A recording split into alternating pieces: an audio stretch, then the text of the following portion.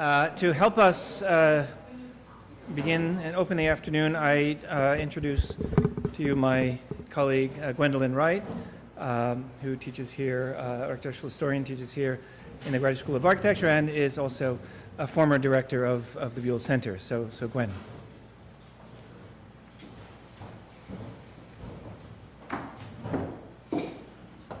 Thank you, Reinhold, and thank you for everyone who's come for this, I think, interesting second version of exploring these interconnections between architecture and democracy in the first of two panels this afternoon.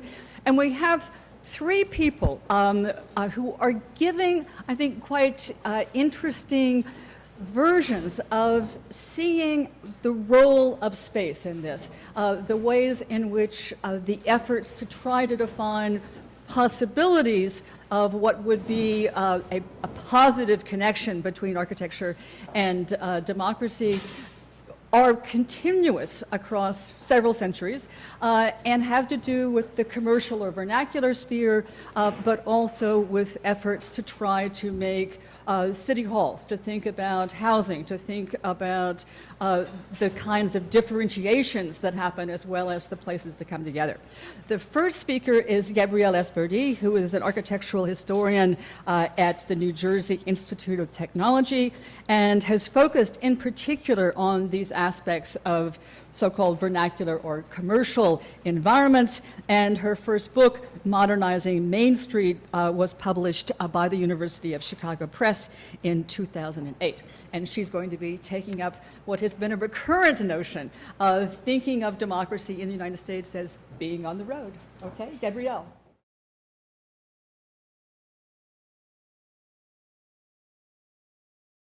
Thank you, Gwen, for that introduction, and thank you, Reinhold, for the invitation, which gave me the opportunity to do something which I had successfully avoided in my entire career, which was to talk about Frank Lloyd Wright. So I'm glad, as a historian of architecture in the United States, to finally kind of be confronting that. This is a part of a larger project. The project is ongoing, but kind of putting Wright into this narrative is very new.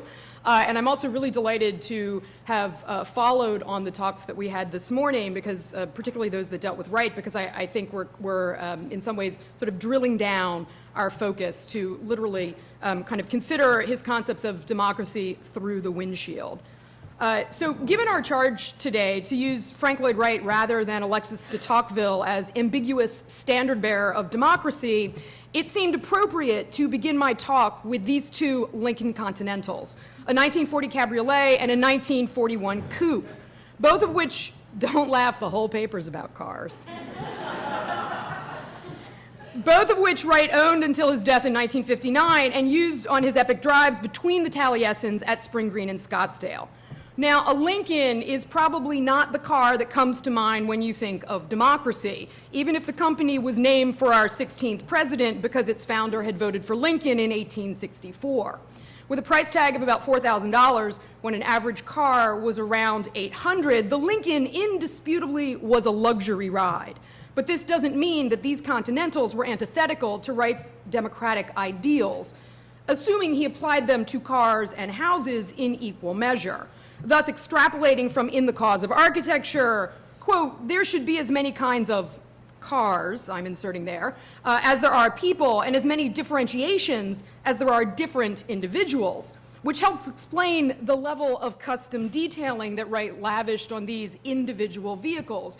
Cherokee red paint with matching interiors, and on the Cabriolet, a lowered windshield and a half hardtop with semicircular side lights, but no rear glass, because the world's greatest living architect preferred to keep his eyes fixed firmly on the road ahead, and that's actually a quote.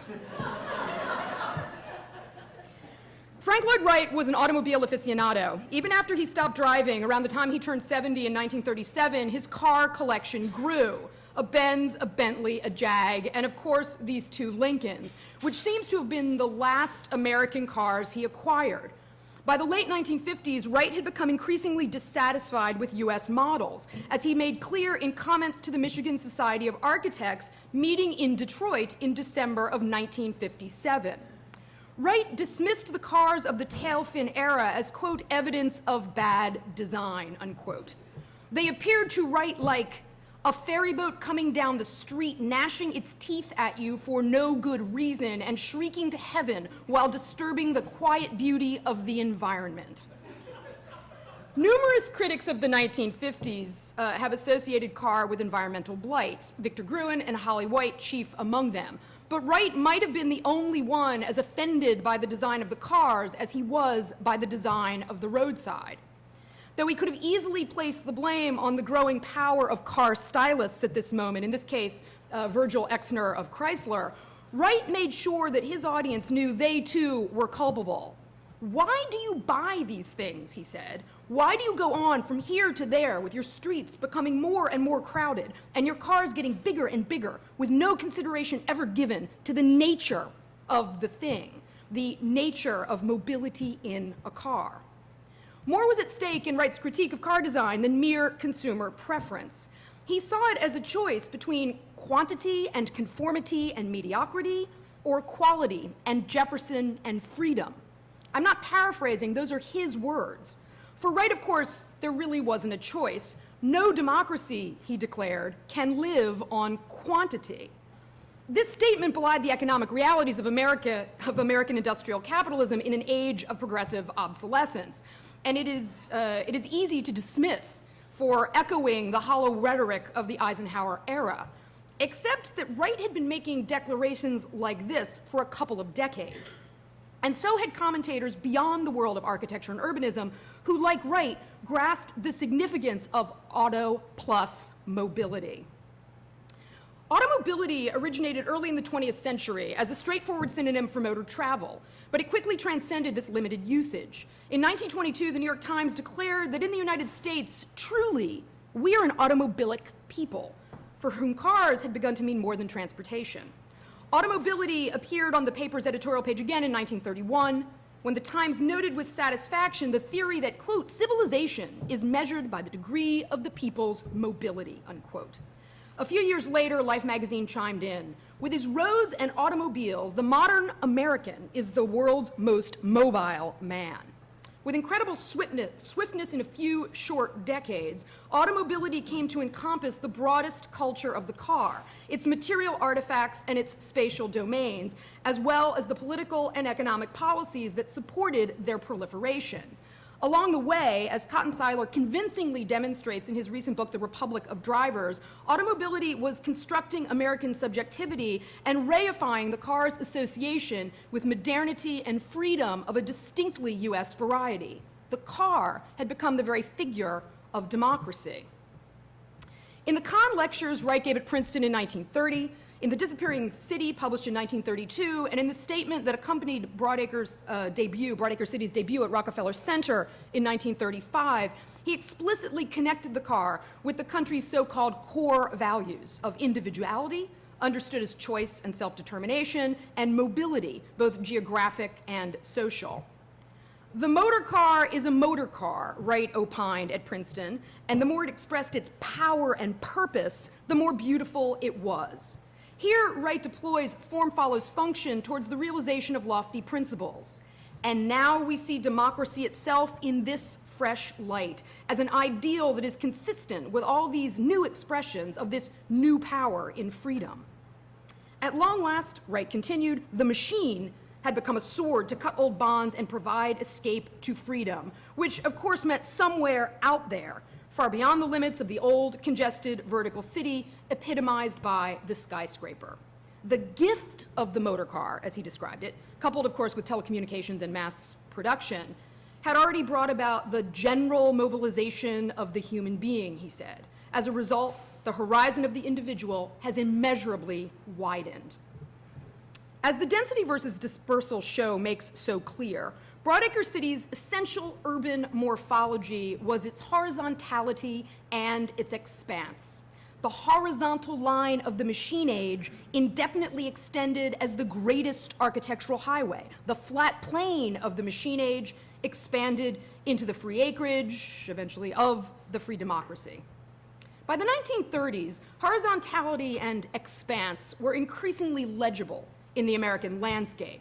Though Broadacre was built as a literal model and a conceptual framework upon the national grid established by Jefferson's Land Ordinance of 1785, and though the regularity of the public survey's 6 square-mile townships were discernible on any map of the territory west of Pennsylvania, the normalization of accelerated transcontinental travel in the 20th century clearly transformed perception by offering new experiential modes. America, it is big, Life magazine observed in 1938, noting how air travel taught another sort of geography, the cosmic kind. By plane at 200 miles per hour, you could grasp the entirety of the continental expanse, all 2 billion acres of it, and these are illustrations from that Life magazine article. All 2 billion acres of it, especially in the checkerboard townships of what was already becoming flyover America. By car, at 40 or 50 miles per hour, you could experience its extensiveness at local and national scales, on 1- and 2-lane farm-to-market roads and rural and arterial highways that followed the survey lines in a way the railroads never did, and on 4-lane trunk lines and through routes that cohered into a coast-to-coast network after federal designation in the 1920s. The legislation is in 25, and it takes a few years for that to be totally established. Passing through cities and towns as frequently as around them, these were the roads and highways that, in J.B. Jackson's words, no longer merely led to places, they were places. 3 million miles of American roads clearly added up to something: an expanding cityscape, an automotive urbanism, and maybe even a roadside metropolis. Now, as a polis, it was far from ideal. Of the roads that existed in the United States by the time Broadacre City emerged, few were divided, grade-separated, or limited access. Most were lined with the telephone poles, billboards, gas station, and miscellaneous strips and other kinds of roadside effluvia that Wright and scores of highway beautification proponents regularly decried. None of these roads embodied Wright's notion of, quote, highways as great architecture. Not even Gilmore Clark's Westchester Parkways, with their landscape medians, rustic bridges, and controlled signage, or Edward Delano's Woodbridge Cloverleaf, the world's first safety-engineered superhighway intersection that allowed drivers to connect overpass and underpass in both directions on both roads. Broadacre City's hypothetical highway interchange, by contrast, is so low profile, despite its triple deck, that it seems to emerge directly out of the earth like a geological formation that Wright might have encountered driving through the Red Rocks country en route to Taliesin West, which is just as well, because it's somehow more satisfying as a kind of monument of land art avant la lettre than as a means of traffic separation and through movement. The pedestrian is provided for, but he's certainly not privileged. And if you can, I was always tempted to sort of look at this section and say, find the citizen. But we assume that the citizen is driving, although you can see a little pedestrian making a way through a tunnel in what I assume doesn't smell like piss. Perhaps that's how it should be. For Wright, Broadacre City represented the promise and possibility of a new freedom for living in America, in which democratic values, and that's his phrase, in which democratic values in society and aesthetic values or quality in buildings, landscapes, and infrastructure were the rule and not the exception. But to achieve this, he adopted a position that seems paradoxical, if not quixotic, in our present moment of valorized traffic taming, asserting that his ideal could only be achieved with machine in hand. To put it as matter-of-factly as he did, quote, every Broadacre citizen has his own car, unquote. In 1935, that would have been tonic to the big three. Despite Republican promises of a chicken in every pot and a car in every garage, car sales had flattened and then declined since the onset of the Great Depression, and they had only marginally improved in the early years of the New Deal. Though there were more than 23 million cars in the U.S. at that time in the mid-30s, and you can see some of them in that upper left-hand photograph, which is of downtown Pittsburgh around 1932, So though there were 23 million cars in the US at this time, the ratio of ownership was only one vehicle for every 5 Americans. But by the time Wright took the podium in Detroit 2 decades later, his broad-acre goal was much closer to reality. In 1957, which is represented for us by LA and Route 1 in Maryland and those other images, there was one car for every 2.5 Americans. In some ways, this was merely demographic proof of a cultural condition nearly as old as the combustion engine, reflecting one of the key stages of an American automobile consciousness that evolved as the car proliferated. As identified by James Flink in 1970, the stages of automobile consciousness were not unlike Elizabeth Kubler-Ross's stages of grief, which emerged in public discourse at around the same time, except that they operated kind of in reverse, beginning with acceptance and ending with anger and denial. In the first stage, Americans embraced the car, or at least recognized the inevitability of its influence on social and physical structures. In the second stage, they idolize the car and transform existing institutions to accommodate it at all costs. In the final stage, they shift gears and regard the car as a major social, economic, and environmental problem, which is pretty much where we are now. It is not insignificant, though, that when cultural critics were self-conscious about this car consciousness, religious awe frequently trumped democratic virtue. And this is already evident in the Education of Henry Adams, which is completed by 1907, in which the eponymous American historian explored the meaning of technology around 1900 after visiting the Exposition Universelle in Paris. Initially, Adam is wary of the automobile's growing power, describing it in terms worthy of the inferno, terrible, threatening, destructive, a nightmare at 100 kilometers an hour. And yet, Adams comes to admire the motor car's technological complexity, as represented here in an 1895 Benz, and eventually comes to hold the automobile in the same high esteem as the dynamo. Quote, his mind ready to feel the force of all, unquote. Adams accepted the car's seductions, like a 12th century Christian accepting the mysteries of the Virgin. Not coincidentally, in 1904, Adams purchased his first car in order to visit in a reasonable sequence, as he put it, Notre Dame de Paris, de Chartres, and so on, claiming that only the automobile could unite his very destinations in and around the Ile-de-France. And this is actually the research that he's doing by car for the book that becomes Mont Saint-Michel and Chartres.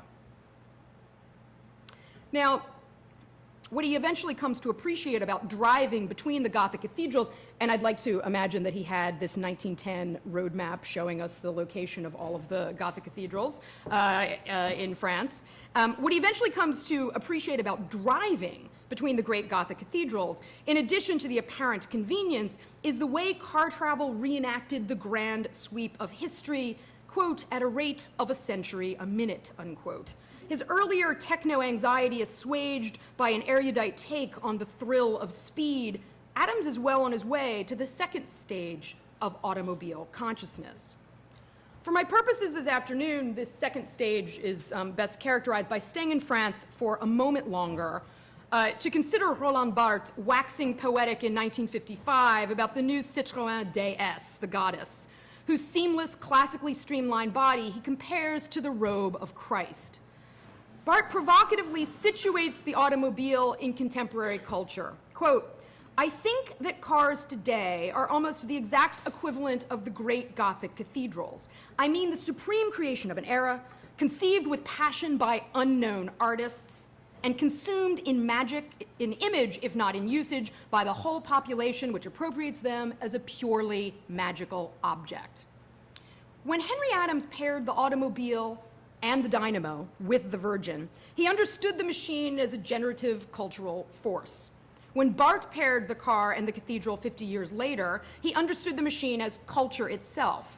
Yet both commentators grasp a religious metaphor, a medieval Christian religious metaphor, to explain how thoroughly their respective machines saturated their respective societies, just as the church, its institutions, its networks, and its rituals dominated the West in the Middle Ages.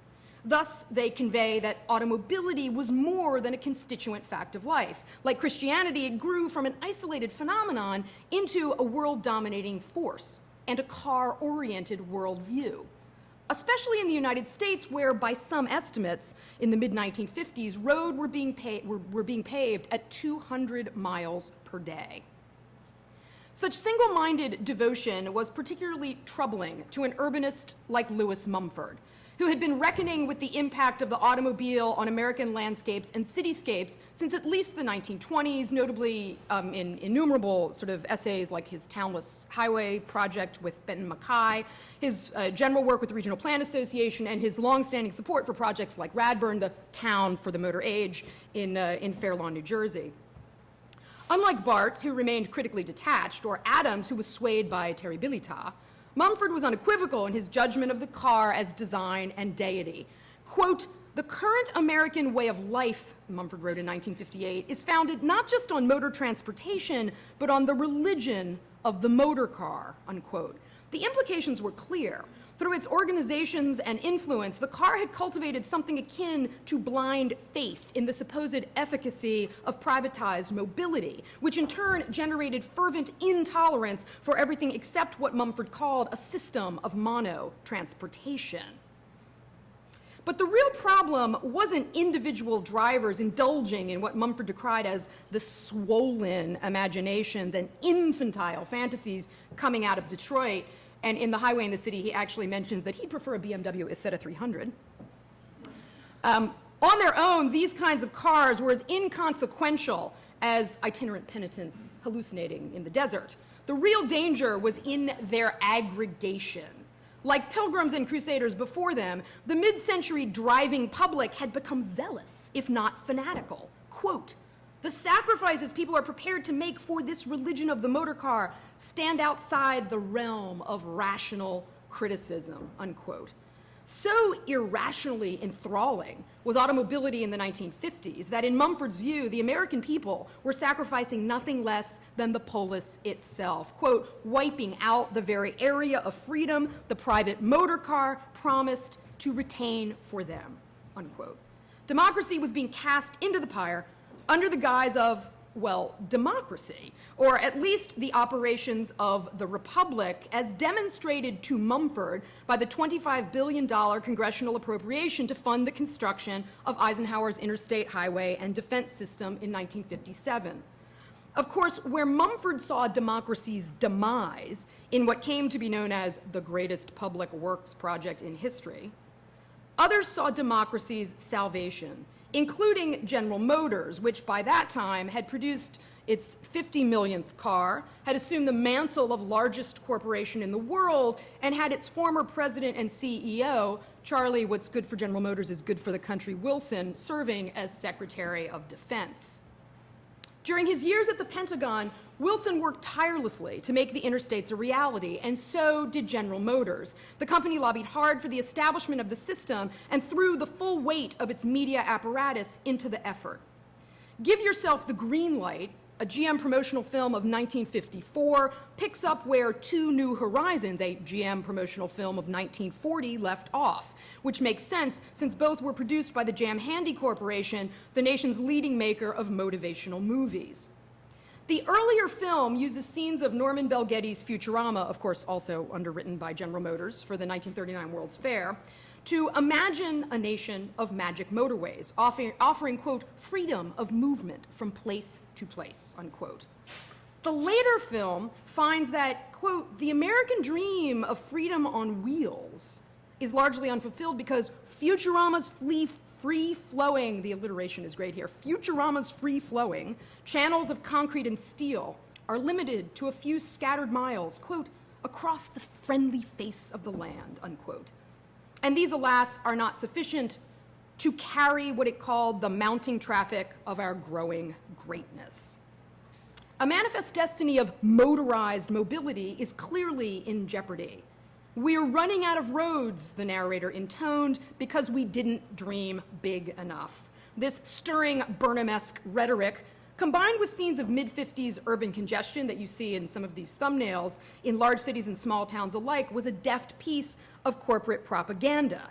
And its effectiveness stemmed in large measure from the degree to which automobility had permeated fully U.S. culture in the 1950s. This is precisely what sociologist David Reisman and critic Eric Larrabee set out to explore in an essay they published in Encounter in May 1957, as interstate construction was beginning in nearly every state in the lower 48. And if you don't recall, Encounter is that vaguely left-leaning literary and political magazine that was actually being funded by the CIA as a kind of Cold War propaganda effort.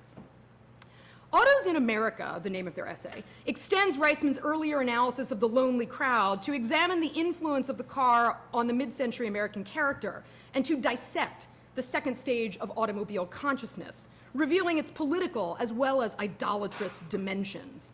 A complex car dependence had already emerged, they argued, fostered by attitudes towards mass consumption in a mass society. Oh, this was, illustrating our interstates.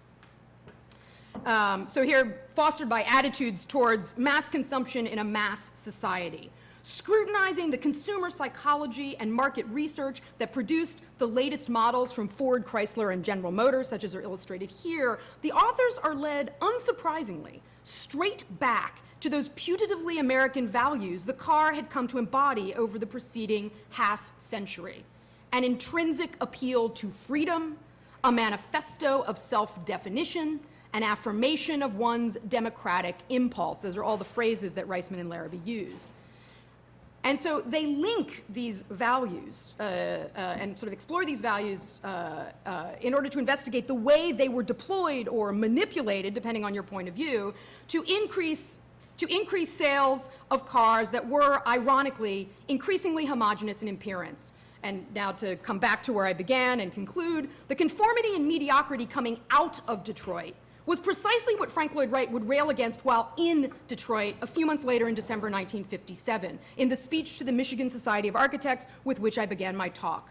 Reisman and Larrabee concluded their examination of autos in America by exploring in sociological terms something Wright understood in design terms, that the car, as a repository of values, had meaning that extended beyond its significance as a discrete object. The car was a shaper of social habits, a dictator of cultural norms, a transformer of physical environments, a creator of new cities. By way of evidence, they cataloged a miscellany of contemporary culture influenced by the car: dating rituals, leisure activities, Hollywood movies, retail strategies, land use patterns, and so on. Wright, addressing the audience assembled in the Ford Auditorium in December 1957, and perhaps thinking of the final iteration of his vision of a decentralized, democratic, automobilic Usonia, was far more succinct. Quote, "The car is architecture," unquote. Thank you.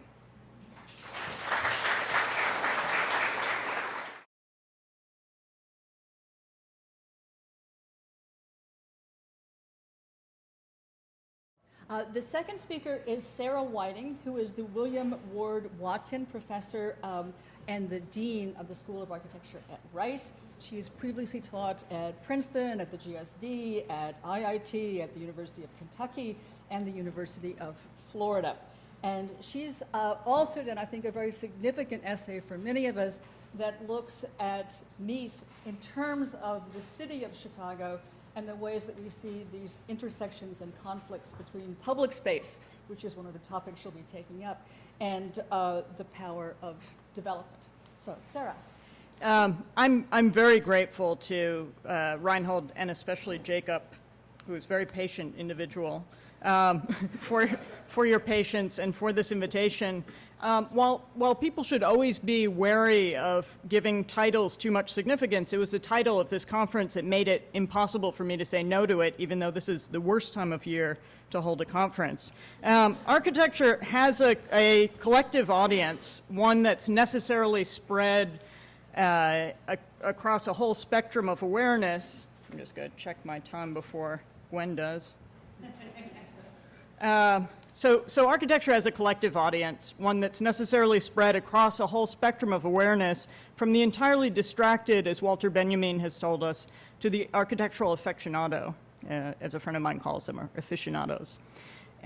Figuration, therefore, has a necessarily powerful impact.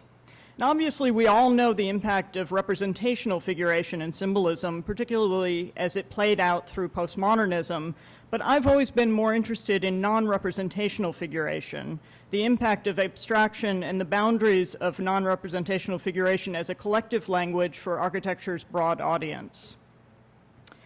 Already in 1835, Alexis de Tocqueville, so sorry, but I still think he should be part of the conversation today. So in 1835, Alexis de Tocqueville underscored abstraction's democratic potential.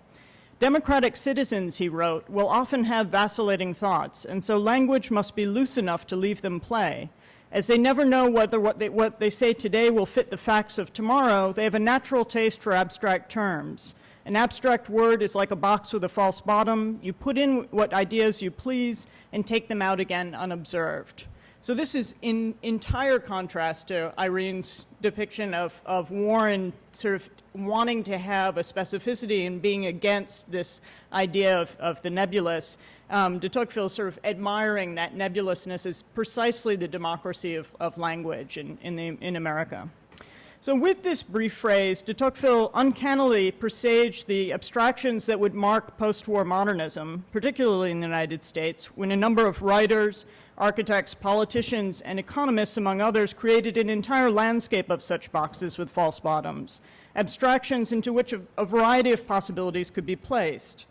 These abstractions were saturated with speculative potential.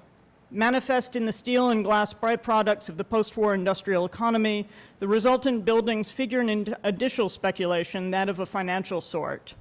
So for this short talk, I'm actually going to put these two figures of speculation on the table, the formal abstractions of the post-war moment, which evoked a symbolism of anticipated possibility, and the financial figures behind these speculations. So I have essentially an interest in the possibility of catalyzing a public symbolic or a public imaginary through questions of representation and especially abstraction. And then the second point really is an interest in, let's say, a savvy speculation that refigures policy and development. So as a quick aside, we invited Gerald Hines to speak at the School of Architecture at Rice about a year or so ago. On the value of architecture, and he explained during his talk, which got more and more depressing, that when he started out, and he was responsible for a lot of the most extraordinary developments in Houston, when he started out, he only had to put 10% down. And now, even though he is Gerald Hines, he has to put down 50%. So the sort of issue of the financial backing of risky architecture or risky development is, I think, a critical one for us to address. And maybe this is sort of where I would come close to Ira's idea of maybe, say, realistic utopias. I think that symbolism without a fiscal engagement is a hopeless utopia. So since since the conference refers more specifically about housing, I'll focus the talk on a few examples of formal and numeric figures at play in projects done by the Chicago-based architect Bertrand Goldberg. But because my research is more generally centered around public and specifically civic structures, I'm going to take a short couple minutes to look at one project whose construction coincided with America's entry into the war, which is the Fresno City Hall designed by Charles Franklin and Ernest Kump.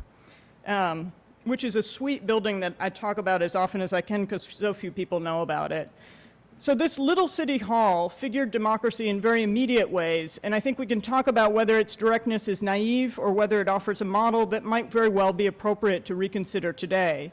2 stories tall, it's faced in brick, so this also evokes Jan-Werner's P2 regarding material value.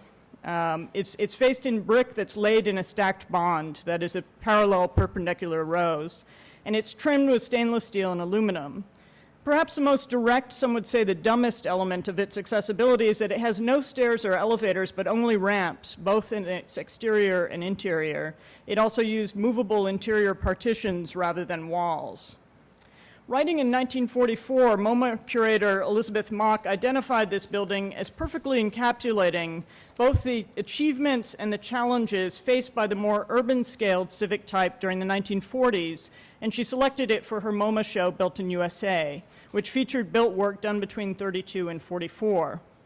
Looking back to the dubious position of modern architecture in this country in 1932, Mach stated, it seems incredible that it took only 9 years to penetrate to that stronghold of American conservatism, the City Hall. When describing the building, she qualified her praise somewhat, noting that the heavy symmetry of the building is an anachronism, partially justified by the fact that modern architects have not developed any popularly intelligible substitute for traditional forms of monumentality. A city hall has a social importance, she concluded, which must somehow be symbolized. The anachronism here doesn't stem solely from what Mach considers an outdated symmetry. Her own calls for a future-oriented or progressive symbolism, as well as for a democratic or pluralist unity, were themselves anachronistic concepts that were being put forth as new venues for modernism. Despite its symmetry and heaviness, Franklin and Cump's City Hall points in the direction that Mach indicates. In an almost exaggerated display of accessibility, you see here the fact that it had no stairs, only these broad ramps. So inside, that's not symmetry so much that dominates, but rather openness, visibility, and accessibility. 8 years later, in 1952, the architect of the City Hall, Ernest Kump, elaborated on Mach's anachronistic call for an expressive civic modernism in the introduction to the section on a civic architecture in Talbot Hamlin's encyclopedic series, Forms and Functions of 20th Century Architecture. True monumentalism, he wrote, can be expressed only through an architecture that combines into an aesthetic organic unity the basic principles of integrity, order, and simplicity. The realization of this unity today will result in creative forms that are fundamentally new, forms which in themselves are symbolic of vigorous, progressive, democratic communities, the true goal of our present social order. Somewhat immodestly, Kump brought his text to a close by reprinting in full Architectural Forum's coverage of his City Hall. The excerpt exposes the two tensions that dominate Kump's text, one between functionalism and expressionism, and another between authority and collectivity. While the building is described almost entirely in terms of its use, the accompanying photographs reveal the multiple symbolisms behind these utilitarian design decisions. The council room, and I'm sorry I don't have a photo of it, in the back there's a council room projects out from the building to accommodate the mayor's desk. And in the photographs, the authority of this heavy symmetrical projection, whose centrality on the facade is further accentuated by a large clock, is called into question by the fact that it rests rather precipitously on a broad band of thinly mullioned windows. You have a curious combination of the heavy being elevated by essentially a thin band of glass windows, of glass. What Mach sees as anachronisms resulting from the somewhat awkward transition from a traditional vocabulary to a modern one are perhaps in the end perfectly representative of America's nebulous democracy rather than illustrative of a falsely constructed communitarian unity. Two other examples that I'm not going to talk about, but just show briefly here, are of these sort of attempts to represent American civic democracy right after or during, let's say during the 40s, so during and after the war, are Saarinen's demountable social space from 1942, and Eames's City Hall designed for the 1940X issue of Architectural Forum, where the bars are all equal programs, and he has a whole discussion about the visibility of the different components of the City Hall to one another, fostering a dialogue in architecture that would foster a dialogue among the citizens. So I'm going to shift entirely here. This is where I reveal that these are really two talks squished into one, to the Bertrand Goldberg material, but really I want to keep in mind this topic of the symbolism, let's say the formal symbolism of representing a community and a democracy. But to turn to Goldberg, and again, I'll talk about three of his projects, again, quite briefly. First, this one, the New Hometown for Calumet, which is a town plan that he did in 1949. So a persistent attention to the fiscal and the social underlies all of Goldberg's schemes for housing and much of his other work. In describing his project for a new city for Calumet, he said, "I was sponsored at that time by General American Transportation Corporation, where Lester Selig was the CEO. Lester wanted me to design working men's houses with the idea possibly of George Pullman renewed. But the concept I proposed was one of offering people a very simple house, a 2 or 3 bedroom house with a garden. It would have been a house that they would never own, but which would be renewed every 25 years. A new house would be given to them every 25 years, much as one trades in an automobile. So there's my nod to Gabrielle. The land would be owned as an investment by a separate group who would receive a fixed rate of interest, much like early 19th century land banks. The land, which Goldberg and Selig believed would never change in value, would have an interest guaranteed then from the income from the people who were living on the land, thereby creating a kind of value system of its own. And the house would have a value system which was based upon a 25-year depreciation.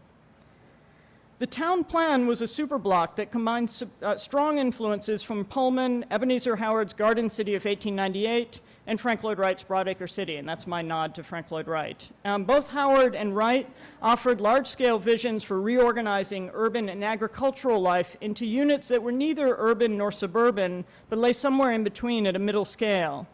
If Wright saw this scale as a means whereby agricultural production could be idealized in terms of urban self-sufficiency, Goldberg aligned more with Howard's vision, which accommodated the industrial as well as the agricultural into rhythms of daily domesticity. As Goldberg notes in the preface to the little booklet that he did for Calumet, he says, "This project has been inspired by the Calumet district in northern Indiana, which has the greatest production per square mile in the world. A corps of thousands of production workers always will be required, regardless of business cycle changes. The entire project includes plans for 4,000 dwelling units constructed on a plot of 2,500 acres. Calumet was envisioned, therefore, as a residential, industrial, agricultural, social unit surrounded, like Howard's Garden City, by a greenbelt that would maintain its size as a fixed ideal. Each 1,000-home superblock centered on a civic complex comprised of daycares and elementary schools, shopping, entertainment, and small civic and community services. Transportation hubs located at the edge of the larger quadruple block plan suggested that workers would either drive or have some form of shared transit to the industrial plants. These superblocks also had farmland, 80 acres per home, as well as small garden plots adjacent to every duplex. Every 4 such superblocks was ringed by a greenbelt that contained larger-scaled amenities, government structures, hospitals, high schools, art museums, library, fish farm. That was specified. The design of the town's building lacked the formal and programmatic invention that would emerge with Marina City 20 years later, but the urban design, combined with the elaborate financial model and similarly elaborate technical plan for shared urban utilities, presaged the synthetic urban visions that Goldberg would later develop. Calumet's particular innovation was its financial structure. Residents would pay for urban amenities and services while also paying off their house costs, all in a period of 24 years. The residents never owned their houses, but they would get new houses every 25 years, effectively for free after the first 25 years of paying into the system or investing into the town. 3 defined periods of financing covered the costs of a first and second home, as well as the city's public building program. So this is a remarkable quote. I deal with a budget now, and I have to say, I wish I had Bertram Goldberg on my team. He says, the occupant pays for his first house in the first 12 years at $52.84 a month. He saves for his second house in the next 12 years at $39.72 per month. He pays nothing further for the rest of his life or for the life of his wife. They do pay taxes at $6.14 a month, and they do receive a new house every 24 years. This complex formula appears to be utterly convincing on one level. Its numbers specified right down to the penny.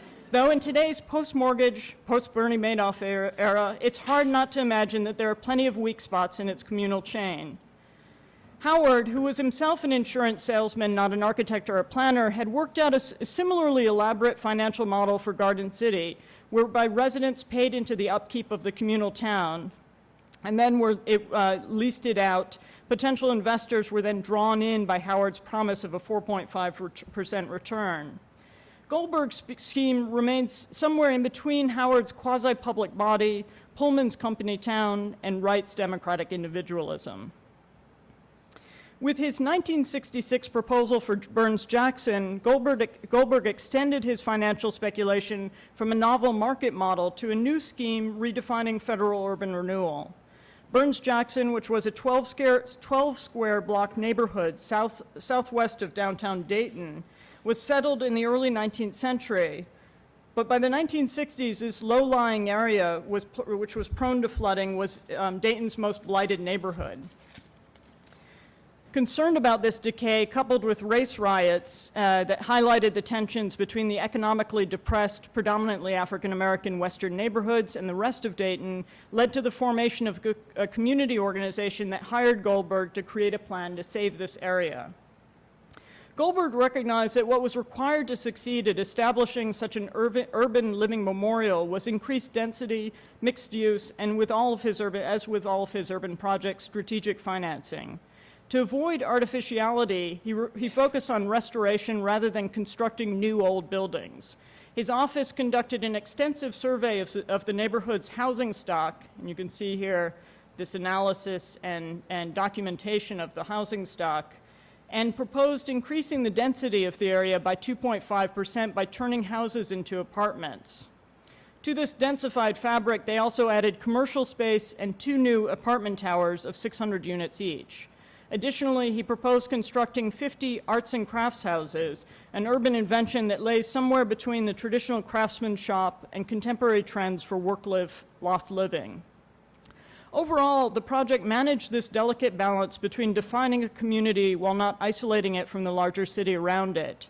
While the new construction largely framed the neighborhood's historic core, it took advantage of the smaller footprints that towers produce, therefore creating a porous edge surrounded by highly programmed, planted, and animated open spaces of entertainment, leisure, and sports facilities, which is this band on the outer edge.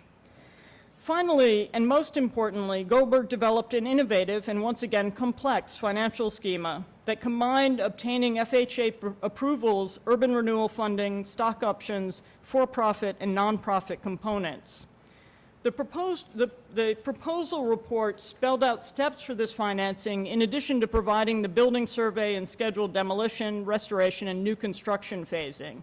I'm not going to go through the report for you, but it is remarkable that an architect who we know for doing buildings like Marina City went through this complicated financial analysis of determining what would be for-profit, what would be non-profit, and how the taxes would work. Although the city of Dayton rejected the proposal and instead instigated its own restoration project several years later, although it restored the historic fabric, it did everything that Goldberg essentially was trying not to do. It restored the historic fabric, it created fake new old buildings, and consequently has turned into a gentrified, frozen area that forced many lower income residents to move away. So finally, and I lost track of time, but I'm not going to go too long. Finally, we turn to Goldberg's greatest success story and the project that's become a symbol for Chicago, Marina City, which was finished in 1964. In addition to being formally and structurally innovative, the project changed Chicago's zoning code to permit mixed use, which hadn't been possible before, and it redefined the terms of the FHA to ensure that downtown apartments could be financed, not just suburban single-family homes, which is a remarkable accomplishment, let alone the architecture. So throughout the 1960s, the complex was featured in popular magazines ranging from the pre-kindergarten newspaper Weekly Reader to Popular Science, Ebony, and Life. Marina City was also featured and still continues to be on most Chicago souvenir paraphernalia, ranging from commemorative spoons and snow globes to coasters and cufflinks, and it also appeared in several movies, including Steve McQueen's The Hunter, where a chase scene had a car drive off the garage and drop into the river. And a certain generation certainly knows it from Wilco. Frequently referred to as a city within a city, Marina City was the first mixed-use downtown development in the United States to include housing. The two 65-story towers included 896 apartments above 20 stories of parking. The 3.5-acre site additionally housed a 16-story commercial office building, a 2-story commercial building including shopping and bowling, and a 100,000 square foot theater. Much has been written about the concrete core structure that permitted the height. This record height is what gave the site its remarkable density of 635 dwellings per acre. As a popular science story of 1963 proclaimed, it was, as you can see, a centerfold for popular science. Like to live in the 60th story apartment overlooking Lake Michigan, park your car 18 stories high, ride an elevator to your boat, then move into Marina City. Indeed, one could live, work, and play all within Marina City's block without ever needing a car or a boat. Was that a time signal? Okay, I'll go faster. Since the island was itself self-sufficient. The perfect antidote to fears of urban living, Marina City was a superblock-sized bubble of animation, productivity, and calm. Marina City was a vision really of an other urbanism. Suspended above the noise and dirt of the city, one could take in the extraordinary Chicago views and still have fresh air, as the ebony profile emphasized. For Goldberg, the dream of density wasn't merely a celebration of formal, structural, or iconic value of the urban tower. Ultimately, his interest in density was aimed at bettering the world socially and fiscally. As he noted, if one to compress the entire city of Chicago into a 4-block, mile-long, narrow urban strip, which he said you could do if you made it all out of Marina cities, he says, think of the schools we could spend our taxes for. Think of how much cheaper our living and electricity and telephone would be. All of the attention to Marina City's iconicity has obscured this important conjoining of the social and the fiscal that remains, I think, the core of his urban vision. All architects are generalists. Getting a building built requires knowledge of structures, materials, zoning, psychology, economy. The list is endless. But most architects understand these facets of generalism as outlining all the constraints upon their possible project. Zoning regulations have to be respected, economic models observed, structural norms maintained. Goldberg, in contrast, searched for the weak spots in all of these systems of constraint. Operating like a true Chicagoan, he knew that he had to develop an array of relationships if he hoped to change how things were done. In addition to forging complex but somewhat believable financial models, he dove into redefining urban policy and building construction. Now, I'll skip through. So he essentially made all of these contacts in Washington and also with the Janitors Union, which was the original financier of Marina City. So essentially, Marina City refigured federal insurance options for mortgage financing. Until Goldberg went to Washington to challenge the policy, insurance was only available for family living as defined by the FHA. As Goldberg writes, our message at the time was that the character of the American family was changing. The definition of a family was not necessarily a sandbox family, such as had been promoted by the FHA since its inception in 1930.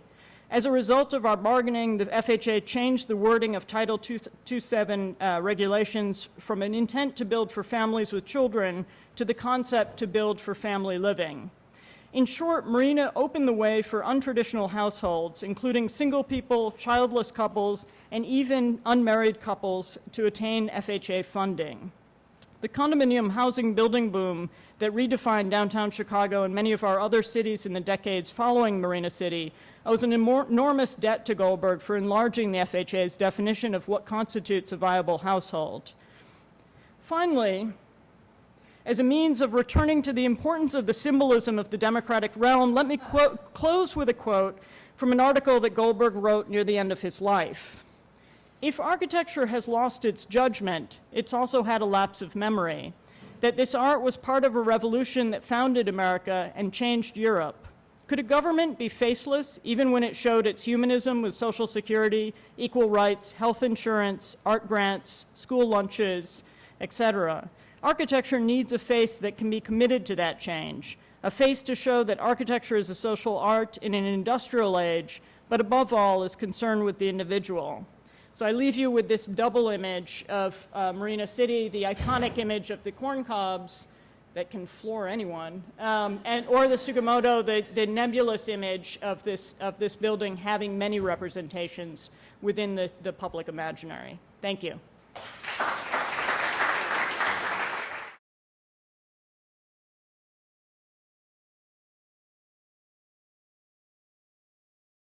The third paper for this afternoon, or for the first session of the afternoon, is by Samuel Zipp, who is an assistant professor of American Studies at Brown, received his PhD in American Studies from Yale, and is the author of a book that I found really quite fascinating. It's called Manhattan Projects, The Rise and Fall of Urban Renewal in Cold War New York. And so he's building on that theme for his talk, which is entitled The Cold War Shape of Culture, which is looking at controversies about housing and whether we could have democracy mean equality in the housing that was being built in this country. So, Sandy? Hi, everybody. Thank you so much for coming, and thanks so much to Reinhold and Jacob for organizing everything and for having me, and for Professor Wright for moderating. So I wanted to say, of course, what seems to be a somewhat usual disclaimer in our panel is that you'll hear very little about Frank Lloyd Wright, maybe even less, maybe, than in Sarah's paper. But I think what I am trying to get at is a sort of specific struggle over Wright's, to use the language that Reinhold gave to us, epic tension between individual and collective life. A particular moment in which housing has been seen as both demise and salvation of democracy, to use Gabrielle's terms that she introduced in talking about cars. And to do that, I want to start with two quotes, basically, from two rather less exalted players in the drama around housing and democracy than many of whom we've been hearing from today. The first takes place here in New York City in 1940. All of what I'm going to be talking about takes place in New York City. And it was from a tenant organization, a New York tenant organization called the Citywide Tenants Council, which organized tenants around the city, as they said. It issued a statement promoting the building of public housing in 1940. Housing projects, they declared, represent the promise of a better life, of the American way, unquote. Removing people from what they called the social apathy of the slums, they were laboratories of democracy, they said, that they thought should lead the way in translating democracy from theory into actual everyday practice. Okay, so that's the first moment. The second is about a decade later, in April of 1951, when a letter arrives at the headquarters of the New York City Housing Authority, NYCHA, addressed to the head of it, Thomas Farrell. And it was a very angry letter calling for his resignation. The letter writer, calling himself simply an American born, accused Farrell of, quote, bringing us closer to socialism every day. NYCHA's public housing program, An American Born claimed, was a threat to the nation's very existence. Stalin and the Russians, he charged, are said to believe that it is not necessary to go to war to defeat the United States. They believe they can defeat us by ruining our economy and are fast accomplishing this, unquote. The danger of public housing, the writer suggested, was not only to the nation's economy, but also to its core political ideals, to its very conception of itself. Every time I look at one of your projects, he wrote, they remind me of tombstones of democracy. And given what Joan Ockman had for us earlier today about Frank Lloyd Wright's quote about the UN, the tombstone of, I didn't quite catch all of it, but it made me suddenly wonder if An American Born was just Frank Lloyd Wright writing undercover to the New York City Housing Authority, right? Didn't want to lower himself to have to write to the Housing Authority, but he would use An American Born to do that, right? Don't know. So anyway, these two verdicts on the impact of New York's public housing, each delivered by regular citizens of the city, if we assume that that wasn't Frank Lloyd Wright, reveal the poles of a struggle over what I call the social shape of shelter, at a pivotal moment in American history. In the immediate post-war years, public housing was a core figure of democracy in the sense that these partisans saw it as the environment where democracy would either flourish or wither. Public housing was either outside the accepted and legitimate bounds of American life, right? Its slab block forms, the tombstones marking the grave of democratic life. One imagines the writer had something like this in mind, East Harlem's George Washington houses. Or instead, it was not where democracy went to die, but where it went to be carried out and perfected, in which case one might think of scenes like these. The multiracial summer camps sponsored by local social workers at the Washington Houses Community Center, where kids appropriated the naming conventions of neighborhood youth gangs for exercises in tolerance and harmonious intergroup relations, as the social workers called it. Each superblock plaza a laboratory for modern liberal citizenship in a multiracial democracy. But public housing was also a figure of democracy in another sense during this era. It became a marker of how the nation should organize itself to provide shelter.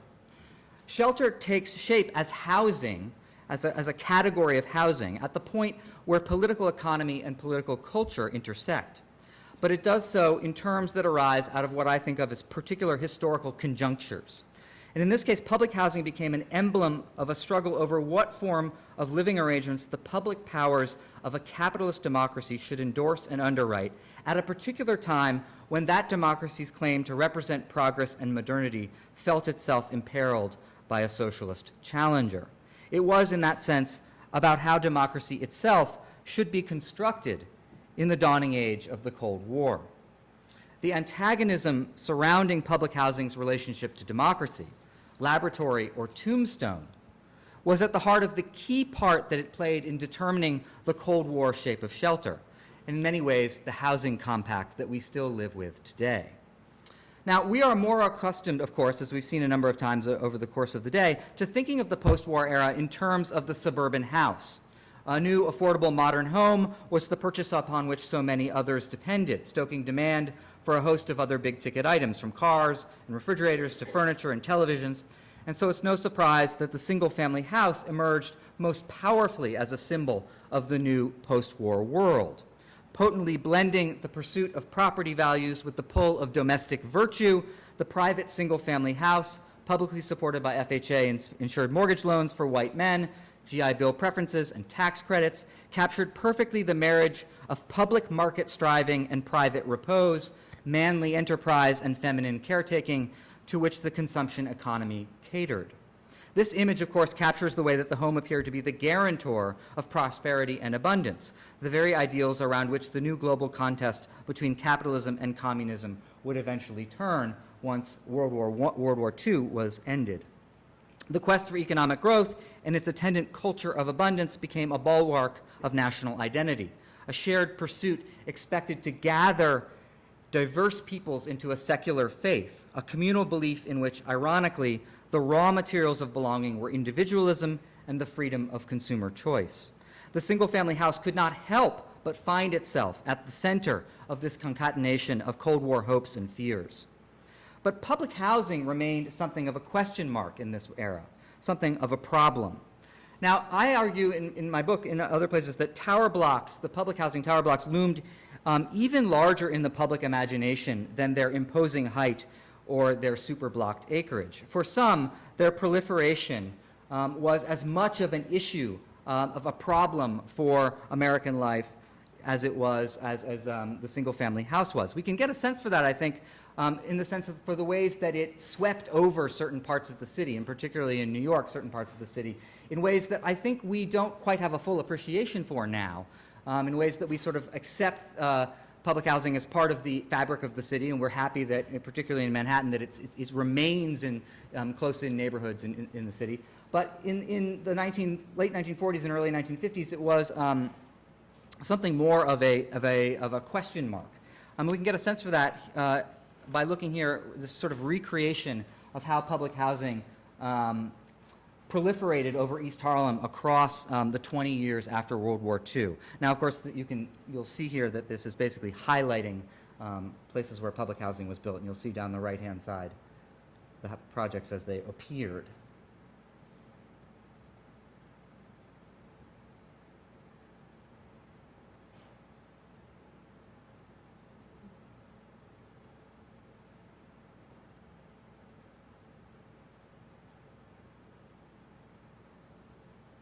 Let's go back. Sorry. So you can get a sense from that how people could start to feel that public housing was just as much evidence of the spread of a kind of mass culture in the post-war era as the tract houses of Levittown. public housing became an iconic representation in the war of images between East and West, like a version of the famous Nixon-Khrushchev kitchen debate with its domestic implications writ large, say, in the urban landscape rather than the suburban appliance-scape, right? Public housing's reputation and prospects reflected the bifurcated polar logic of the Cold War struggle. Was it a further prop for prosperity and abundance, a guarantor of a better life for working class and poor Americans that might strengthen the Cold War home front, something equivalent on the urban scale to that single-family house?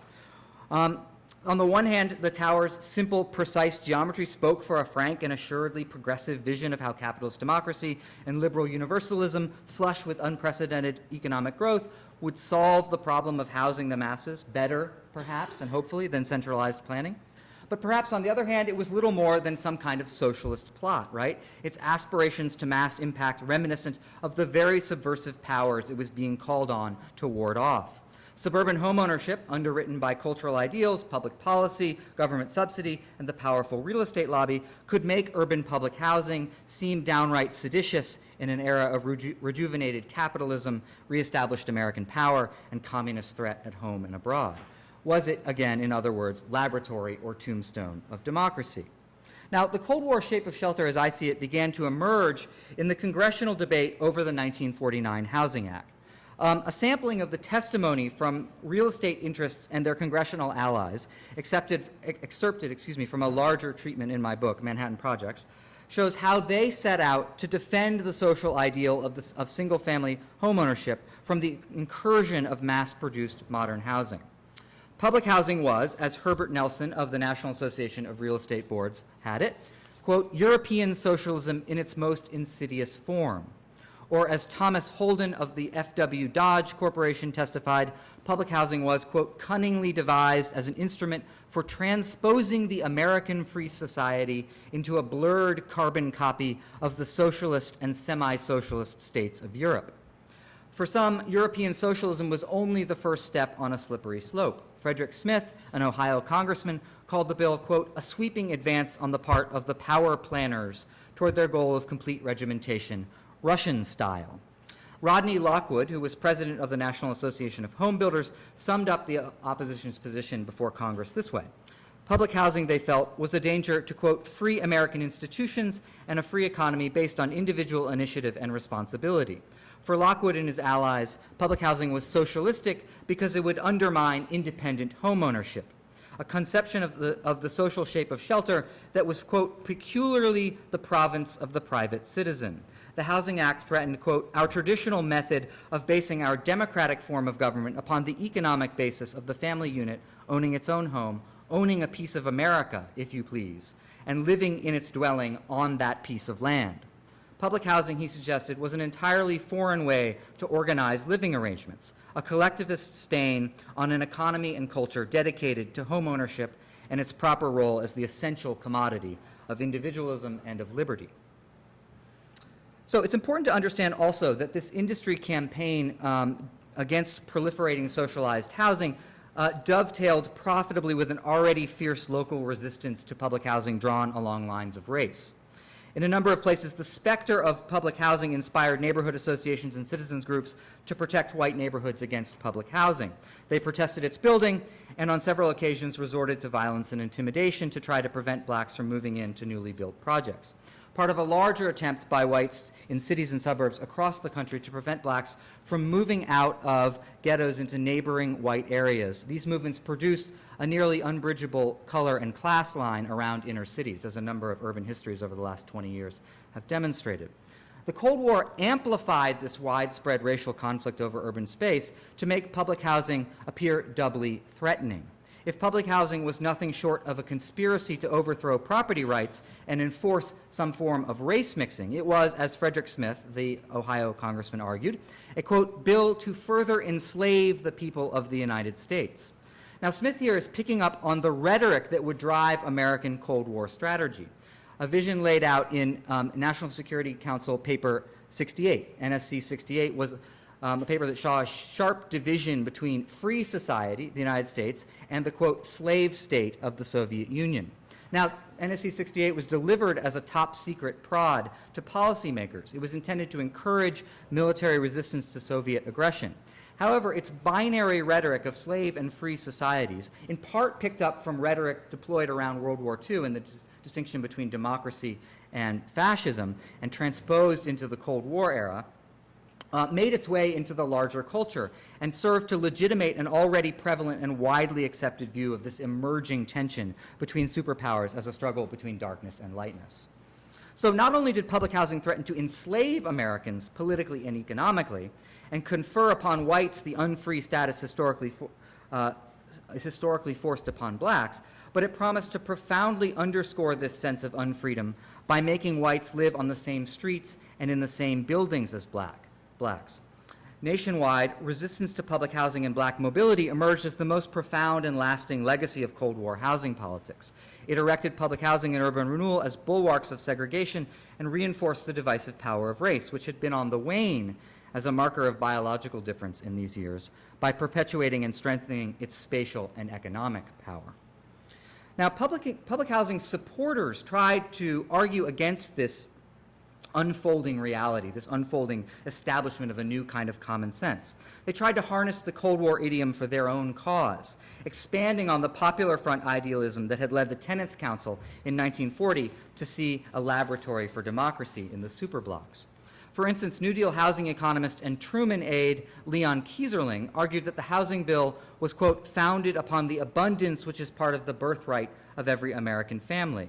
If the Congress failed to pass it, he said, the contrast with other, quote, more rigorous though less free systems would be held up for all to see.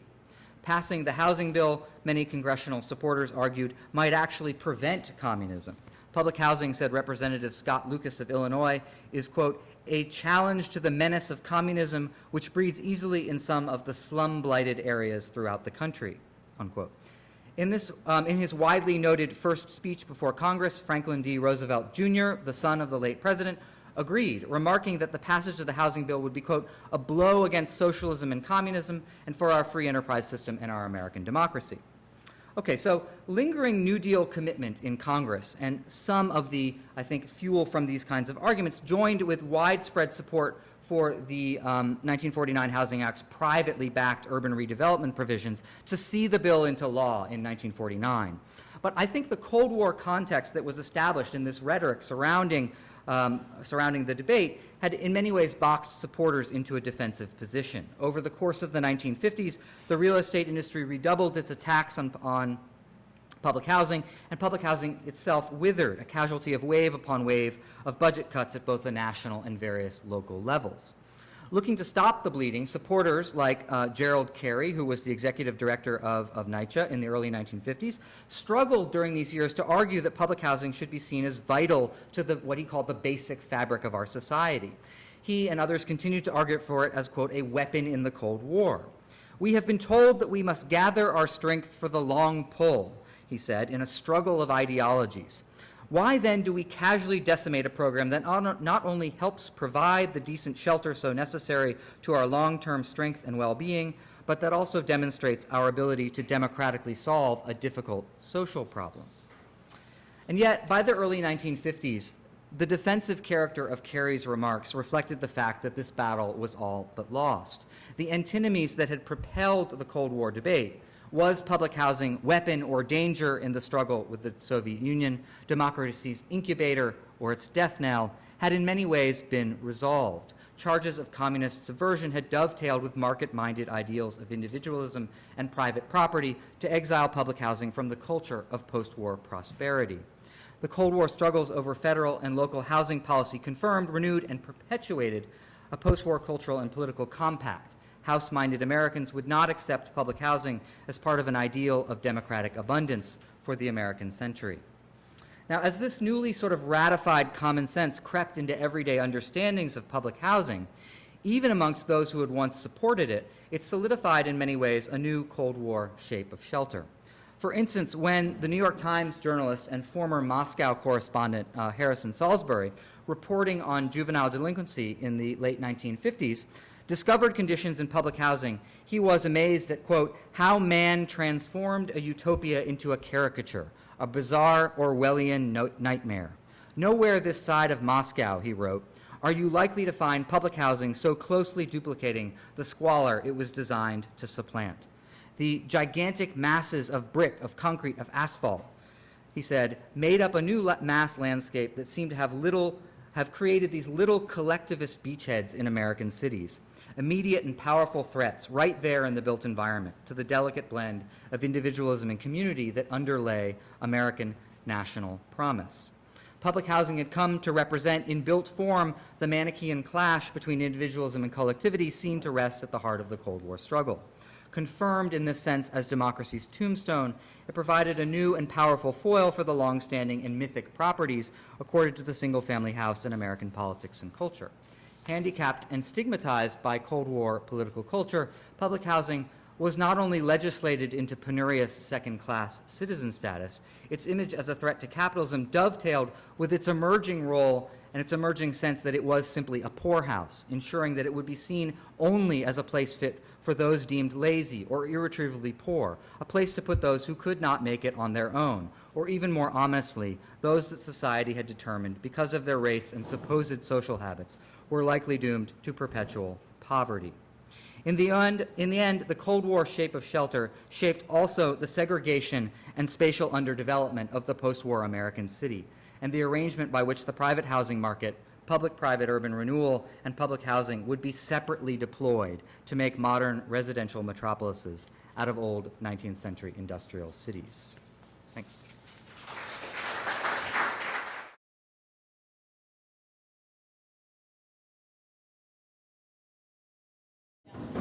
I was very impressed by the ways in which I think we've opened up multiple representations of what democracy could be, architectural representations, but behind each one of them, social and political, looking at public housing for those who are in need or who are peripheral and to somewhat outside of the dominant economy. For those, which I think you did a nice job of suggesting how Marina City was an effort to have not only mixed use, but to have mixed kinds of families coming together. And so it's a very different and I think quite significant for all of us way of thinking about what would be a democratic form of housing, housing that would accept different roles for women in particular. And then the centrality of civic centers and the examples that you gave, as well as the dispersal of what the automobile allows for us. So in each one of these cases, we see different kinds of expressions of architecture and different roles that representation is given. So let me just open this up to what I'm sure are questions for the individual speakers or for all. Who wants to pose? Can I take panelist privilege and ask Sarah a question? I have two questions, actually. One is about, I mean, those economic models, those financial models are wild. Yeah. And was there anyone in his office who was doing those, or is that his work? Like, he's the one who's responsible for that. And then my follow-up question is, can you explain the stake that was in your... Yeah, actually someone else already asked me that. So I cut out one section as I was speaking, which was how he made all of his connections. And in fact, how I had several meetings. I taught a seminar with him at IIT, and he did all his meetings at Gene and Giorgetti's over steak. So that was what that meant. In terms of the financial models, actually, Catherine revealed that she worked for Bertrand for a year, so you might be able to say if there was anyone in the office. I actually think it was him. And I think that it was a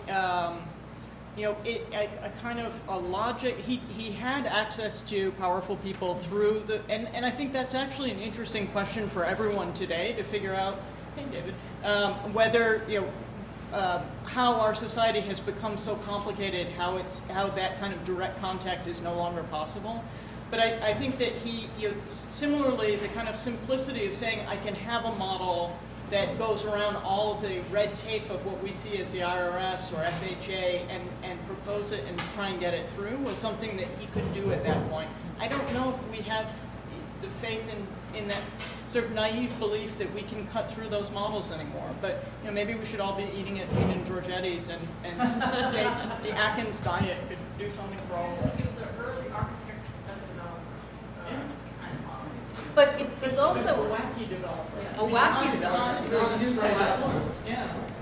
But I think as well, there is an interesting way in which all three of these papers were showing a shift in terms of thinking about architecture and democracy from what had been qualitative, metaphorical ways of looking at this to looking at more quantitative ways of saying, how do we carry this through? How do we actually interact with banks? How do we interact with the price of gas? How do we think about these various agencies, which become a very important way of interacting? Quantitative combined with the symbolic. So I think Absolutely. whether it's the representation of the car or I was curious actually to ask Sandy about the representation, the general public's view of public housing, because we always think of that, the fear of public housing by people who are living in big cities, but how is it represented actually to the rest of America?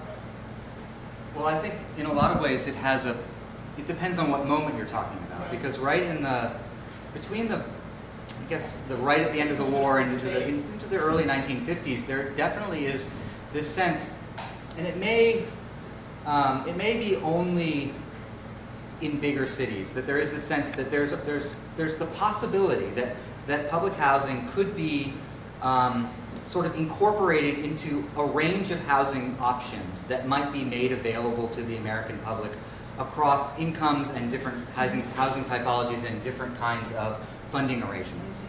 So, I mean, one of the things that I found most interesting is that you'll see just immediately following the war, you'll find some of the department stores, the icons of the sort of post-war consumer culture, advertising to residents of public housing to decorate their homes from collections that they've specified for public housing.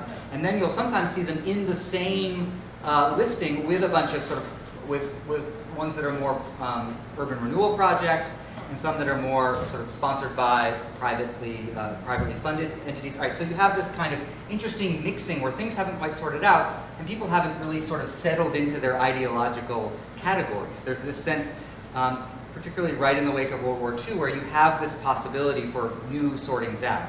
Now, I think this is a regional thing. I think it's particularly germane to New York City, where there's more possibilities for that. Other parts of the country, I doubt that's the same, where you get, right away, you get very sort of pointed and vociferous sort of anti-public housing, no socialism kind of campaigns, some of which are bottom-up and some of which are what we would call astroturf, I guess, but which are a combination of both. So it's a complicated moment right there. And I think it gets my idea is that it gets kind of sorted out in multiple realms over the course of the mid-40s to the late 50s, and that you kind of see it solidifying in these congressional debates.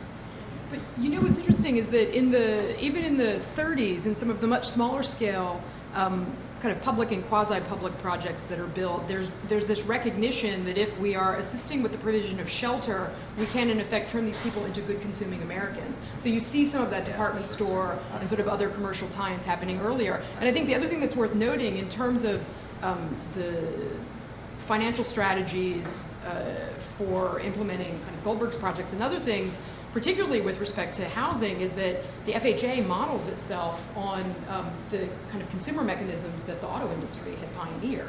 So there's this, the idea of mortgage lending. I mean, the GMAC, the General Motors Acceptance Corporation, which handled all of their consumer credit, was the model, and there was crossover in terms of personnel, et cetera, because they recognize that, they figured out how to, in fact, help these individuals finance these major purchases. How can we sort of translate that? That's a really interesting point.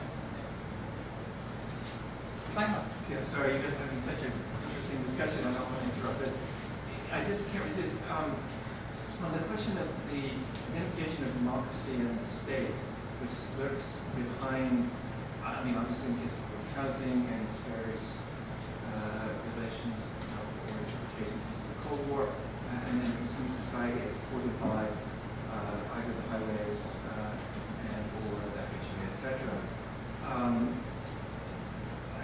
Are there other levels? I'm invoking in a sense Jan's, I think, P3 at this point. For example, of rights, of the civil rights movement that's developing kind of on the order of the community organizations, the tenants organizations that you're mentioning. where there are dimensions in churches and stuff in the places like Chicago and New York. There are other forms, other polities, as it were, that are coming into public view and acting in the public realm, i.e. civil rights, in relation to essentially the reorganization of cities and landscapes, during that period of south to north migration across the board. So the Cogdellian question in a sense. Yeah. Other forms of association than those associated directly with the state. So Burns-Jackson was a community organization that, similar to the stuff I've looked at in Chicago, is a group that sort of takes charge of its own. Though they get overrun by the city, doesn't end up buying their scheme, but they pay for Goldberg to do that study on their own, right? It's not a city-funded enterprise. And I think, sorry, go ahead. Do you know their racial makeup? It was predominantly black. So I mean, it was and it's a neighborhood that's shifted to be largely white now. So no, I think that's an interesting point in terms of. But I would say that also the examples of Marina City, it is the janitors union financing it, so as a model to finance themselves, and so I think also different entities who enter into the role of financing real estate are another group that don't fit into de Tocqueville's model as community organizations, but I think should be accounted for in the way that you're putting down on the table. Actually, it raises a question which I think is very central to what you were doing. This is the janitors union who's putting up the money, and then you're describing an article in Ebony. And I just want you to emphasize that this suggests this was a racially integrated housing development. Is that right? Yes, although ultimately the janitors union pulled their financing because they got very nervous that it wouldn't actually succeed. So and ultimately Because of the architecture, or because of the because of the architecture, not the integration. But ultimately, I know the numbers. Like a third of it was single men, a third of it was single women, a third were couples. But I don't know the racial makeup of the original group of residents. So I'm sure someone has that information. Ijlal, just following up on Reinhold's question,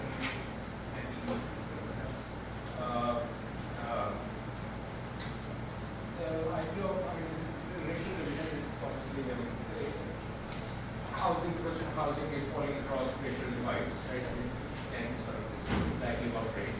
How does gender fit into it? Because race then is experienced, the racial difference is experienced differently across genders. Black women experience the exclusion differently.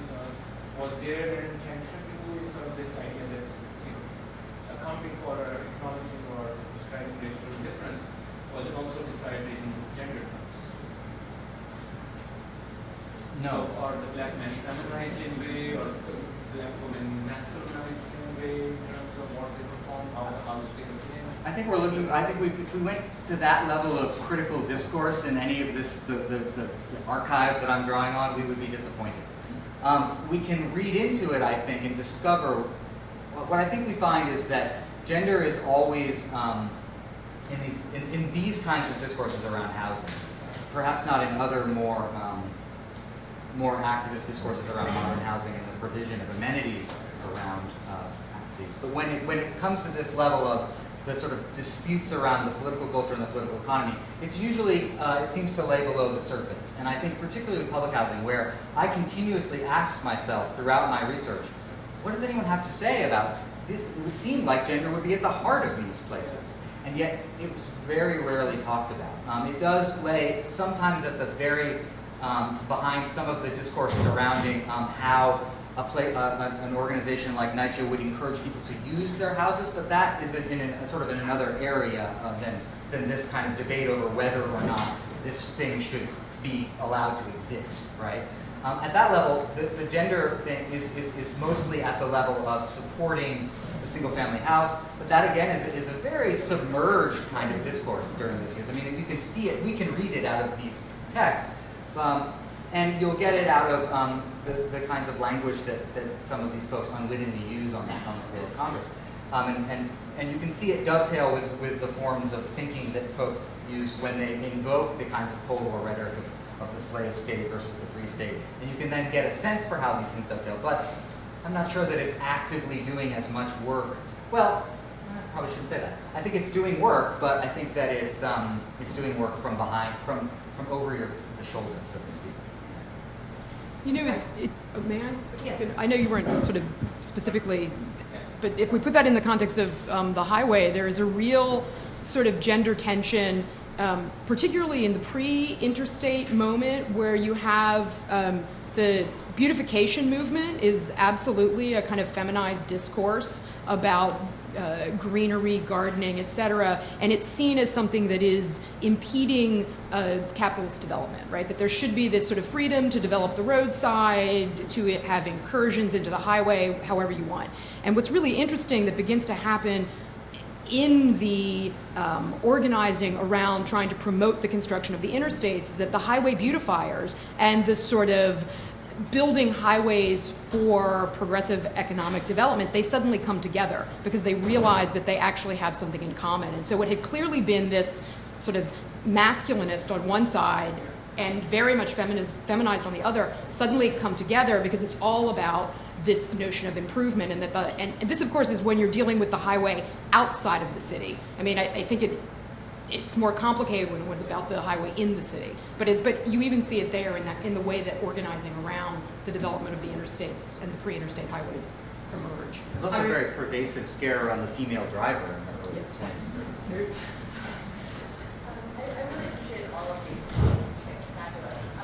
My question is for Samuel about, I really like the kind of third dichotomy, the question that you were throwing out on this debate between public housing as the tombstone versus the laboratory of democracy. And it was very clear how the opponents to public housing saw it as the tombstone, Specter, socialism, etc. But I was wondering if you could elaborate a little bit on this idea of the laboratory of democracy in particular, and maybe linking to the kind of conversation that you all were having just now about the integration in the city. Because what I heard Samuel say about sort of the defenders of public housing was that, it was convinced as kind of this is a demonstration that we can house people efficiently, right? Sort of like the real concept of kitchen debates and people use consumers and fulfill demand that way. But beyond that, beyond like housing the population, like how is it understood to be a laboratory of democracy? Sure. Yeah, I was sort of hoping no one would ask this. But there's sort of an answer to this, and I think part of what this is you need a sort of longer elaboration of how the rhetoric breaks down from a kind of active popular front vision of public housing as a place that could become a kind of arena in which people imagine themselves anew as citizens, right? Rebuilding their imagination. It's really a New Deal, or really it's a social democratic vision, right? The entire legacy of modern housing. And how that breaks down across after the war and by the early 50s to this more defensive sort of Cold War language that is a sort of defensive. So that was a bit of a bit of sleight of hand on my part in terms of time. But I think the laboratory part is essentially a legacy of a kind of popular front vision. It's adapting the vision of sort of modern housing, social democratic modern housing vision of Europe to a kind of more bureaucratic New Deal ideal, right? So a place where, and it's very much, to go back to what Reinhold said, it is very much an appeal to the state, right? It is an appeal to the state to create these places that would then become the places where people learned to be the citizens and to cast their representativeness. I think it actually is that form of democracy, not a more expanded, to use your term from last night, speculative form of democracy, rather than contain. It's more or less of a contained, more than a contained version of democracy. Kathy? That raises for me that the question raised by all the talks actually, which is the question of debt, in a sense, or the financial dynamics of these different engines, the engine of the car, the engine of the house. Public housing, for example, it is idealistic in the sense that citizenry doesn't have to engage with the financial system. Of course, it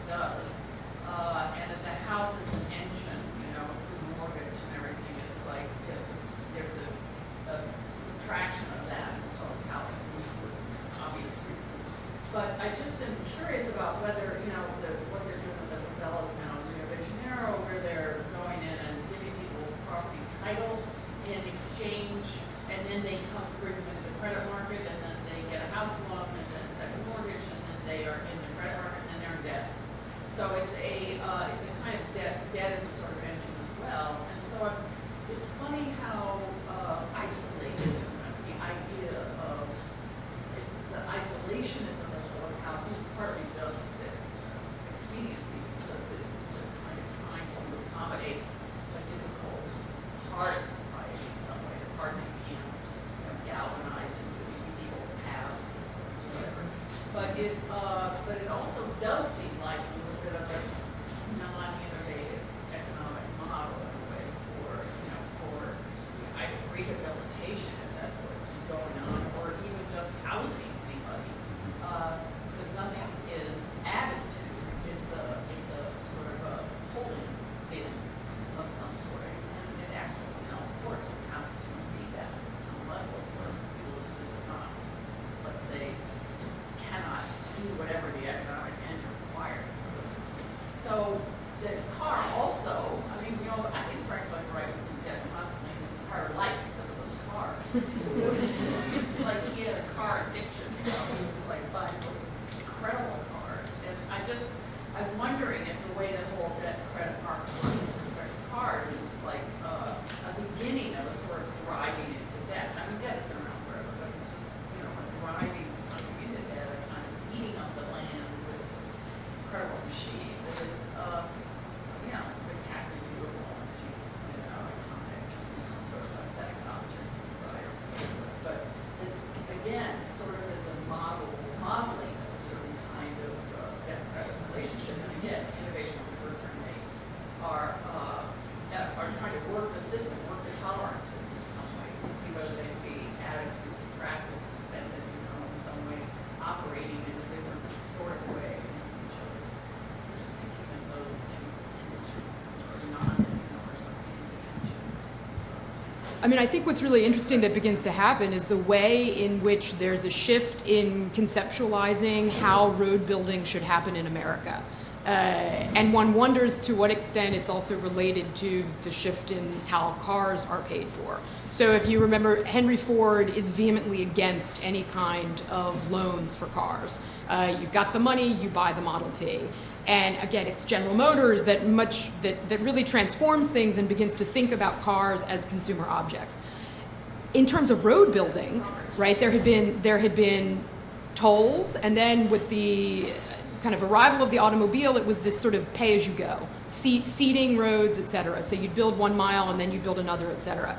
And the interstates completely upend that model. And the rhetoric around convincing people to do that is about, we'll never have enough money to build this. And they used, I mean, to go back to Ira's talk last night, they used fear, right? Fear of congestion, fear of stymieing the flow of traffic as the way to convince people to do that. And it's fascinating because it's literally this, we must finance this because we will never ever have enough capital at one time in order to do this. And there's a kind of complete refusal to even think about toll roads that had been the sort of conventional model, the authority model that someone like Robert Moses had used so effectively, of course, then using that money to build any number of other things. But so there were these other models, but they're just completely sort of pushed to the side. And the gasoline tax is the one way that they sort of convince the public that we're all chipping in now in order to guarantee our future. But it's also interesting to put this in the context of the Cold War. Many of the observations at the time was that the highways, other than schools, highways were the only form of collective action in America that weren't considered creeping socialism, and that somehow that was the, that was a sort of that was acceptable because it was socialism. Yeah. It fascinated me that one of the ways I think that Goldberg got away with this cretaceous architecture was by having the garages be so conspicuous, that therefore it integrated the car and this American fascination with your cars into the architecture and made it more acceptable, which leads me to ask a question of you, Sandy. What was the place of parking in public housing? Yeah, I think early on they didn't expect very many of these folks who live in Cogdell to have cars at all, and as that became clearly not the case, they had to start taking the green space from, from the light and air they had promised. And, well, I guess it was still air and light, but now it's full of cars. No more organic green space. It was an automotive green space. More and more parking space, as I understand. That would be an interesting continuation of your series, actually, Right. to start going down from green to, because it's white, I mean, there's a lot of green Yeah. there showing. The Right. density is very low. Right. I was curious in light of Catherine's question about the financing. I mean, there isn't the debt model to the individual resident, but there is a financial model behind the public housing in terms of who's lending the money and how you have whole groups that get involved, whether it's insurance companies or others that start to finance these big housing schemes. Well, that's okay. So that's for urban renewal, for the privately backed urban renewal projects. The ones that I was talking about here, which were the ones that became so pitched, were entirely funded by the federal government. So they are. Yeah. They remain. Throughout the period you're looking at. That's interesting. So, And this is why they become so problematic, is because the federal government does a lot to fund the initial building of public housing. It puts a lot of money and outlays towards saying municipalities can take big piles of money to build this stuff, but then it slows to a trickle for maintenance and for upkeep as it goes along. I mean, one of the quickly something that I thought you were talking about was interesting was the sense that these places are isolated, and I guess by that you meant isolated in both a fiscal and a kind of social sense. What's interesting about their financial backing is that they are quite, in some sense, an odd model, right? They're in some sense a very conservative model. They're not that radical in some sense. There's some sense of the radical thing about what they do is they attempt to take land out of the property market. Right. That's the radical thing, right? But beyond that, we see now that they do very little than just take these things out and sort of stop them in time, right? They don't do anything else with that. Right. But that's not how anyone saw them in 1935 and in 1945 and in 1950. I mean, the actual reason why everybody was getting a bee in their bonnet about all this is because the housing industry really worries that if enough people move into public houses, that they're going to start demanding that almost all housing be made public. Now, whether that would ever happen, right? It would never happen, right? That's their scare tactics. But it is their... Happened in Austria, that happened in many European Right. countries. I mean, we don't. I still doubt it would ever happen in our political culture. But this is the fear and the speaking of the architecture of fear from last night that is drawing out this kind of a response, and it did so in so many other levels of American society at this point, where various aspects of our domestic politics were sort of cold-warified. Bob, you had a question? No? Okay. Yes. Yeah, I wanted to ask a question of Samuel, and it relates to Gabrielle's vision as well. I'm interested in maybe a third discourse besides the laboratory and the tombstone of democracy, and that is the discourse of the sort of elite urban institutions and the fear of slums. And did that put a sort of, was that another voice that was in this conversation that you're staging? And I wonder if you could say more about it. And of course, the development of urban interstates certainly was dialoguing with slums and fear of slums. Yeah, I haven't been looking a lot at urban interstates, though, I mean, that's sort of a huge part of anybody looking at the interstates, but because I'm focused particularly on what's happening kind of outside the central cities, what's interesting to discover is the way in which blighted roadsides were described as slums, right? And so using that language very intentionally, and you see that already right around the First World War. There's already this attempt to use the language that is comprehensible, right? That is sort of that the progressive elite would have embraced as a way of thinking about transformation. And of course, we see that enacting itself again and again, right? So the World Trade Center, right? Declare that Radio Row a commercial blight, right? Use the same language, even if it's just low-end retail, and it becomes more powerful in terms of transformation. So you definitely see that with respect to highway development outside of the urban core. And it's, there's so many people have been doing work now on the beginnings of the freeway revolt, and I think one would have to dig further into that discourse to look at the ways in which the specific language as the interstates kind of penetrate the cities, how that's used. Mumford is already cognizant of it in his 58 essay, The Highway in the City. He recognizes the ways in which the planning of interstates into cities is being done very strategically in certain areas rather than in others. But in some ways he almost doesn't care, because his larger argument is that by bringing more cars into the city, it's going to lead to the demise of the city anyway. So in some ways he just moves beyond that because his interest is in the city as a whole. Urban institutions, it seems to me, have a lot of influence mostly on where these things get put, just like the highways. So in some places most often they're trying to locate public housing in places where they're trying to influence the location of public housing in places where they feel it won't hurt their interests, and they're trying to attract other kinds of building through urban renewal policies that will, they hope, help their interests, like build new buildings like this institution. Right? Let's take one more question. David, you had Yeah, I keep staring at the image behind you, and I'm wondering the word democracy. In some ways, at some level, it's kind of ludicrous in the context of the institutional operations taking place in the periods that you're looking at. So how do we talk about democracy when the people using the word democracy in the period of the session is utterly bracketed, utterly so narrowly defined as to be absurd.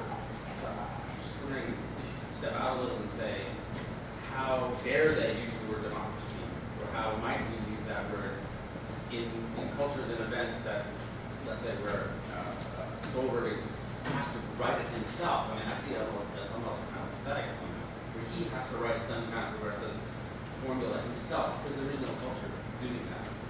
The highway thing, just forget it. I mean, it's just so sorry. And the housing thing, I think, is where that battle comes out. And I would say that the democratic equivalent would be before the war. Let's just say in the 30s, when there was some discussion of who's paying for it and who benefits and all the different varieties. So the laboratory would have been to use the temporal question from the, let's say, from the 30s to the 50s. Because I think in the 30s there was a laboratory, both physically in terms of design and even how it will be worked out. So it seems like the evolution of the work is a kind of collapse of something that we would today like to call democracy. That's more of a comment.